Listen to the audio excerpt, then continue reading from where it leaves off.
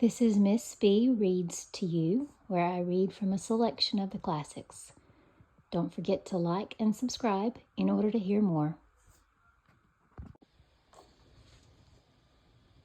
Chapter 2. Mr. Bennet was among the earliest of those who waited on Mr. Bingley. He had always intended to visit him, though to the last always assuring his wife that he should not go. Until the evening after the visit was paid, she had no knowledge of it. It was then disclosed in the following manner.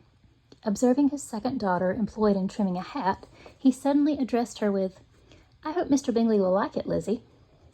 "We are not in a way to know what Mr. Bingley likes," said her mother resentfully, "since we are not to visit." "But you forget, mamma," said Elizabeth, "that we shall meet him at the assemblies, and that Mrs. Long has promised to introduce him." "I do not believe Mrs. Long will do any such thing. She has 2 nieces of her own. She is a selfish, hypocritical woman, and I have no opinion of her." "No more have I," said Mr. Bennet, "and I am glad to find that you do not depend on her serving you." Mrs. Bennet designed not to make any reply, but was unable to contain herself. Began scolding one of her daughters. "Don't keep coughing so, Kitty, for heaven's sake. Have a little compassion on my nerves. You tear them to pieces." "Kitty has no discretion in her coughs," said her father. "She times them ill." "I do not cough for my own amusement," replied Kitty fretfully. "When is your next ball to be, Lizzie?" "Tomorrow fortnight." "Aye, so it is," cried her mother, "and Mrs. Long does not come back till the day before, so it will be impossible for her to introduce him, for she will not know him herself."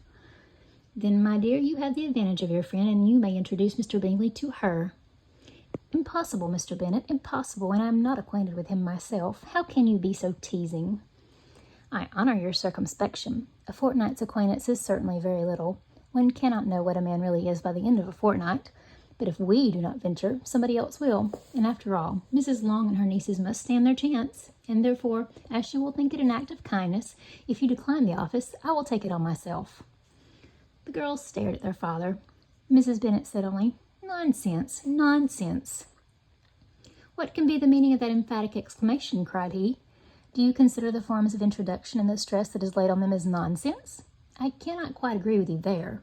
What say you, Mary? For you are a young lady of deep reflection, I know, and read great books and make extracts." Mary wished to say something very sensible, but knew not how. While Mary is adjusting her ideas, he continued, "Let us return to Mr. Bingley." "I am sick of Mr. Bingley," cried his wife. "I am sorry to hear that. But why did you not tell me so before? If I had known as much this morning, I certainly would not have called on him. It is very unlucky, but as I have actually paid the visit, we cannot escape the acquaintance now."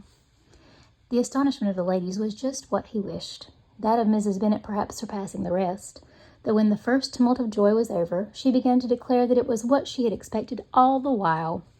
"How good it was in you, my dear Mr. Bennet! But I knew I should persuade you at last. I was sure you loved your girls too well to neglect such an acquaintance. Well, how pleased I am! And it is such a good joke, too, that you should have gone this morning and never said a word about it till now."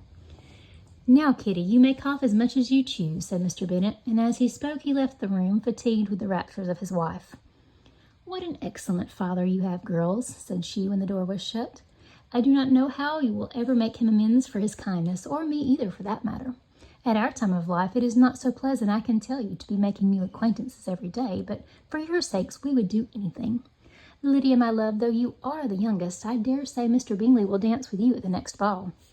"Oh," said Lydia stoutly, "I am not afraid, for though I am the youngest, I'm the tallest." The rest of the evening was spent in conjecturing how soon he would return Mr. Bennet's visit, and determining when they should ask him to dinner.